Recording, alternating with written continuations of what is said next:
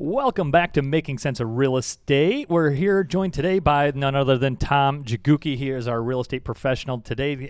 Put him in the hot seat. Hot seat is right. Yeah, so it's our Friday live Q&A. This week's topic was working with a real estate agent, so we figured none other than Tom could be a perfect candidate to answer these questions. I'll do my best. We'll briefly touch on the topics I covered previously in the week and a lot of the other questions that we did come in. So we're live now on Facebook. If you have any questions or comments for Tom, for myself, or whatever, we'll go ahead and try to do our best to get those answered now.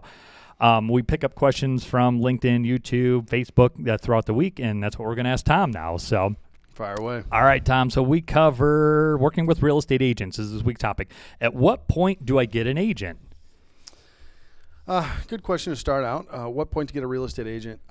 In my opinion, you go back to the old adage, two heads are better than one. Yep. Right? So there are a lot of things that happen when you want to look at houses that should probably be in the forefront. So really on the early side of that, getting a real estate agent up front to say, listen, here's what I want. I want a 3-bedroom, 2-bath, basement, this.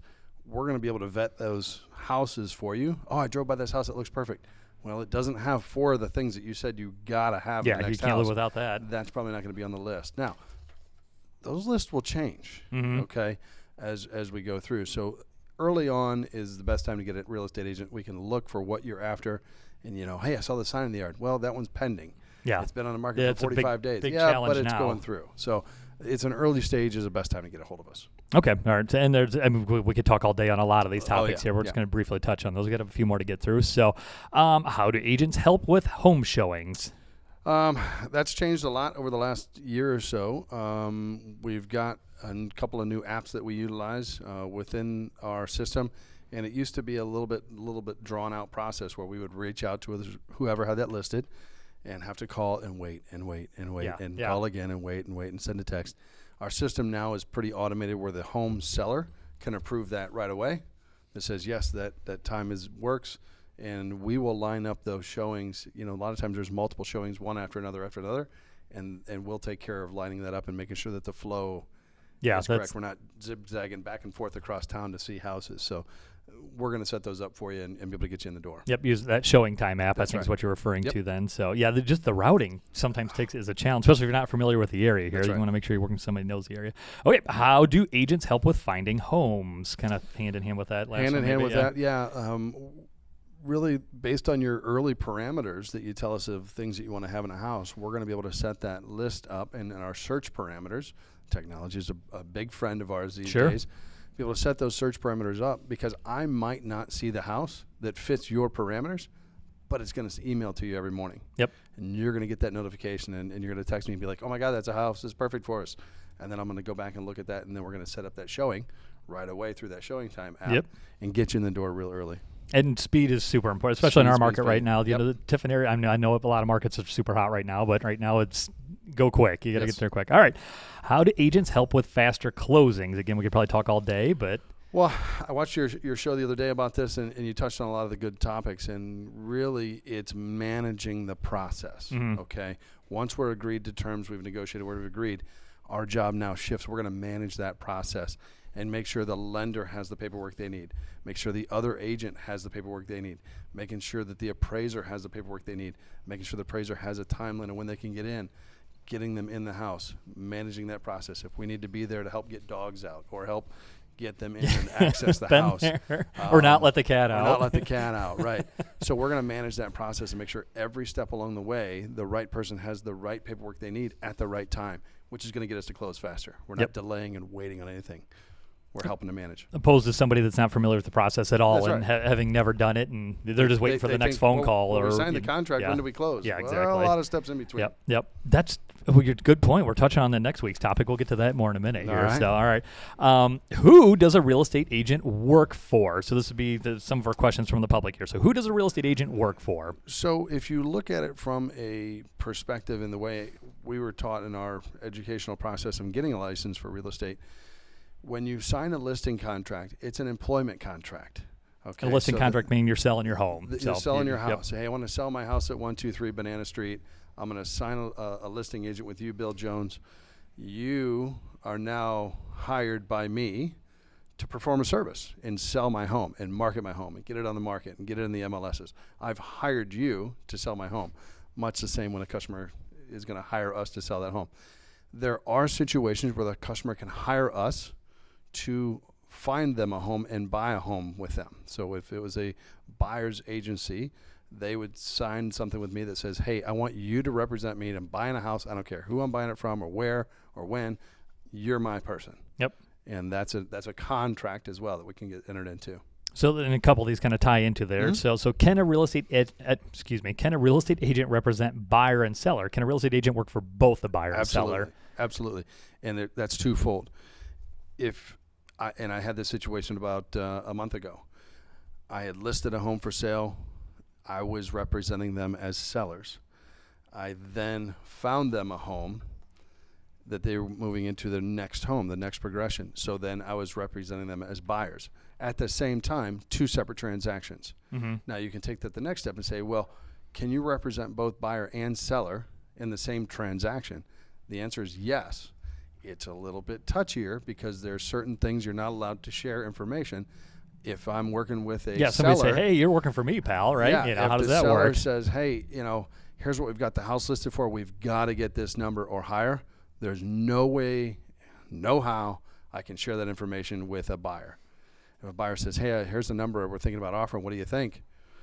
I think that if that's a fair place to start, if that's where you want to start, let's get the things going and let's get a response. That is unless the seller does say, hey, you can tell them whatever you want to tell them, I guess. The seller says, hey, be sure to tell people, and you're more than welcome to tell them that XYZ.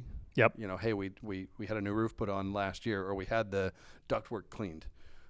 Those are things that they've given me permission to share. Obviously, we're going to share that information. Sure. And that doesn't change a whole lot. Most of the time, if you're only representing a buyer, they may say, what's the seller going to take? That's information we don't know or can't know either way. Right. So whether you're representing both sides or not, that's information that's probably not going to come out. So exactly. When or where do real estate agents work? So are you 9 to 5 or are you, Tom? 9 one morning to 9 the next morning. Yeah, exactly. It's pretty much we work a floating schedule, if you will. Are there days where I'm not available? Sure. That's life. Yeah, life happens. Life happens.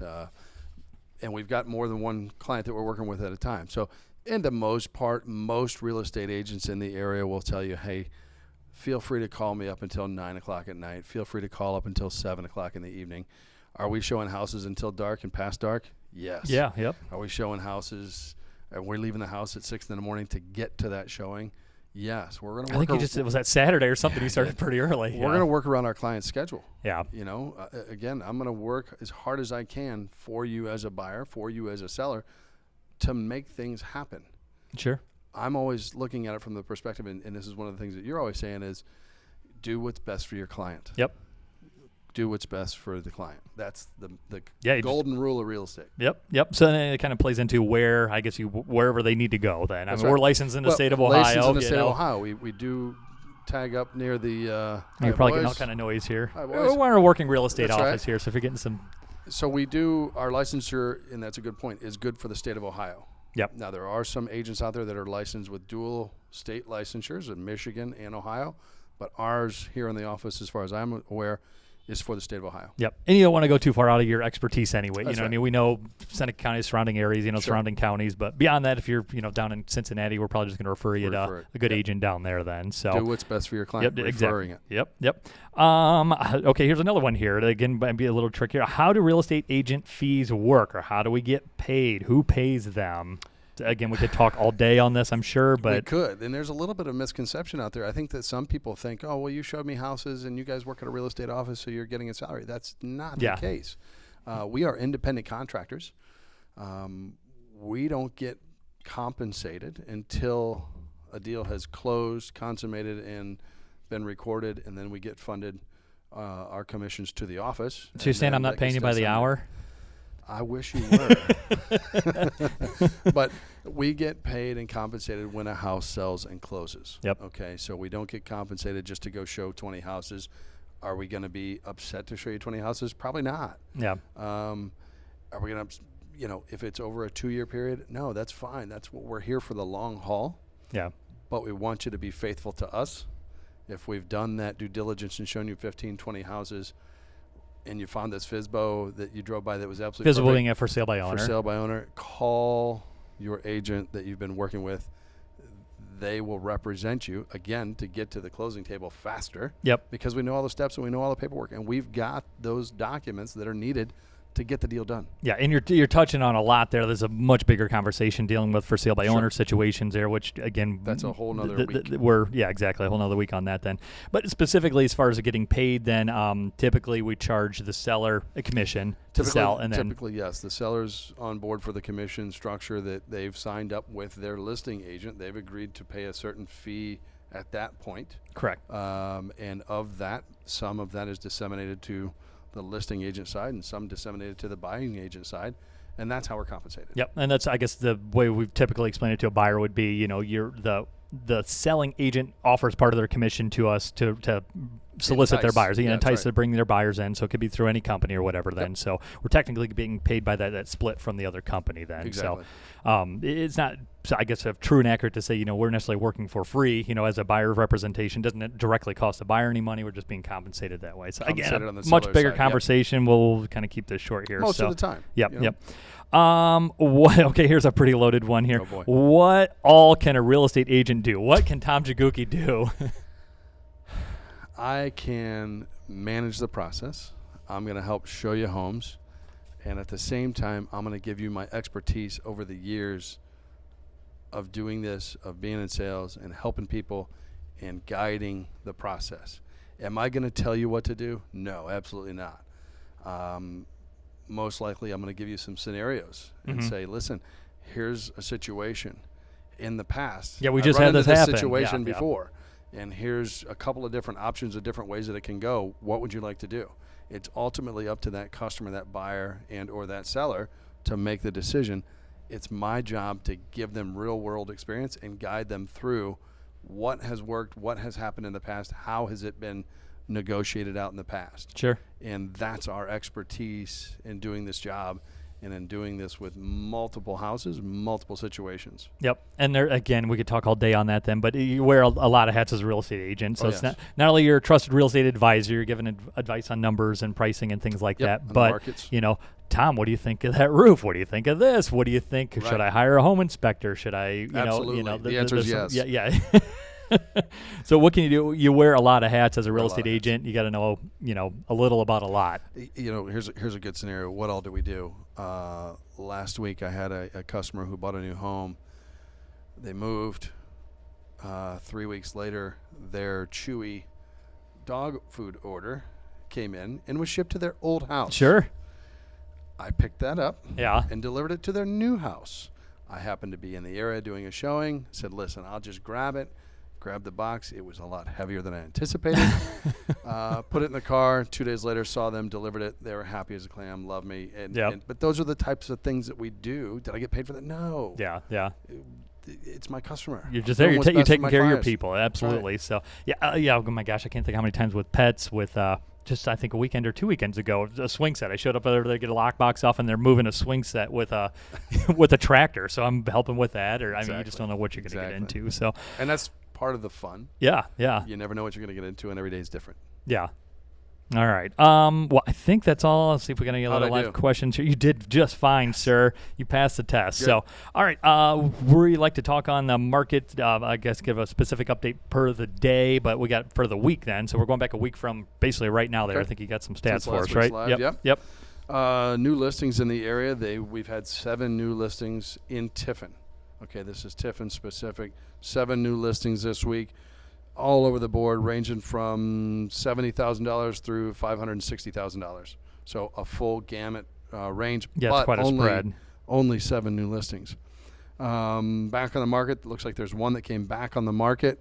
Back on the market means that it was under contract, something changed, and now it's back on the market. Whether that was financing fell through, whether that was home inspection deals, whether that was, hey, they needed to sell their house first and they couldn't. Timeline expired, back on the market. So a lot of variables as to what could have caused that. Anything. Yep. Price changes. 4 houses in the Tiffin area have had price decreases. That the prices have come down. So that makes them a little bit more appealing, and Yep. they're willing to negotiate. Even So in those are the ones to go after. Those are the ones to really look at. Even in a seller's market, you got to price it right. You got to price it right. Yep. Contingent. Looks like there's 4 properties that moved from the active and available mark to contingent. So It looks now like 2 of those under were contract. the brand new listings too. Out of that 7 brand new, 2 of those were of the new. It looks like. So. Oh yeah. Yep. That's right. Yep. 5 days on that one. Yep. Under contract. And sold means that they've closed. They were recorded as a sold property. There was 4 of those for last week. All right, there's your market update for Tiffin area here. We'll check. We'll come back here again next Friday for live Q&A. Next week's topic, we're going to go day by day before you get the keys. So if you're closing on a home, I guess is the overall topic. So and we'll recap on that. We'll get a lot more to go with that. So Tom Jagucki. Thanks, Bill. REMAX Unlimited Results Realty, expert agent of the day. Have a good day. Yeah, absolutely. Appreciate the time, man. Sure thing. All right, check back into us soon. We'll take care, guys.